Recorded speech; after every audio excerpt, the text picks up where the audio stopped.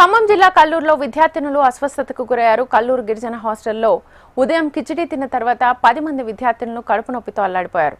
వెంటనే వారిని కల్లూరులోని ప్రభుత్వ హాస్పిటల్కు తరలించి చికిత్స అందిస్తున్నారు.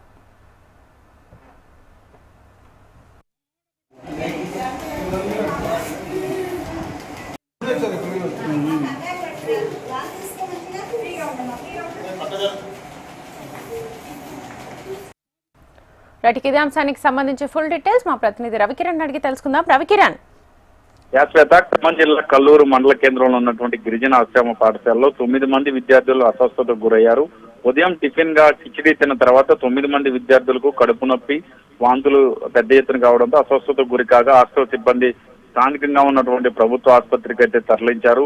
అక్కడ విద్యార్థులకు వైద్యులు చికిత్స అయితే అందిస్తున్నారు. కడుపు నొప్పి, వాంతులు, ఆయాసంతో పాటు చిన్నారులు దాని ఆరోగ్యంతో చాలా ఇబ్బందులను ఎదుర్కొంటున్నారు. అదనపు కలెక్టర్ అజయ్ యాదవ్ హాస్పిటల్కు చేరుకుని విద్యార్థుల యొక్క పరిస్థితిని అడిగి తెలుసుకున్నారు. మెరుగైన చికిత్స అందించాలని అధికారులకు, వైద్యులకు కూడా ఆదేశించారు. అయితే అస్వస్థతకు గురైన చిన్నారులకు కల్లూరులోని ప్రభుత్వ ఆసుపత్రిలో చికిత్స చేసిన అనంతరం ఖమ్మంను తరలించే విధంగా కూడా ఏర్పాట్లు చేస్తున్నారు. గత కొన్ని రోజులుగా ఇటు ఖమ్మం, అటు భద్రాద్రి కొత్తగూడెం జిల్లాలకు సంబంధించి పలు గిరిజన హాస్టల్స్ లో చాలా వరకు కూడా పిల్లలు అల్పాహారం తిని పురుగులకు పడినటువంటి అన్నాలు తిని ఆ ప్రాంతంలో చాలా మంది కూడా అస్వస్థతకు గురవుతున్న ఘటనలు వరుసగా జరుగుతూనే ఉన్నాయి. గతంలో భద్రాచలంలో ఉన్నటువంటి గురుకుల కళాశాలలో కూడా ఉదయం అల్పాహారంలో పురుగులు రావడంతో అవి తినకుండా వదిలిపెట్టి తిరిగి క్లాస్ రూమ్ కి వెళ్లారు విద్యార్థులు. ఘటన మీద సీరియస్ గా తీసుకున్న ఉన్నతాధికారులు అక్కడ ఉన్నటువంటి ప్రిన్సిపాల్ పద్మావతి, అలాగే వార్డెన్ రాజేశ్వరులు కూడా అప్పట్లో సస్పెండ్ చేసి ఉత్తర్వులు జారీ చేశారు. దాని తర్వాత భద్రాద్రి కొత్తగూడెం జిల్లా దమ్మపేట మండలంలో ఉన్నటువంటి చీపురుగూడెం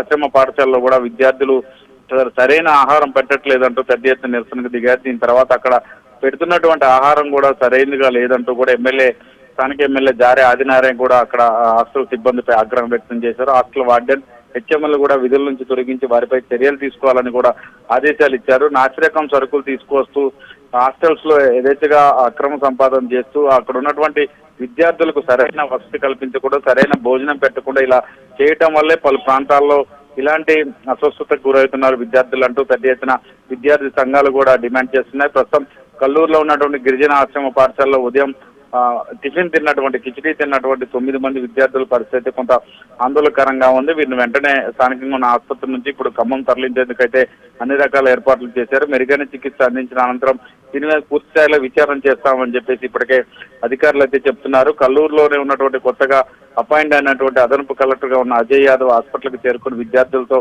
అసలు ఏం జరిగిందో, వారి ఆరోగ్య పరిస్థితిని కూడా తెలుసుకొని మెరుగైన చికిత్స అందించిన అనంతరం దాని మీద విచారణ కూడా చేస్తామని తెలపడం జరిగింది. రైట్.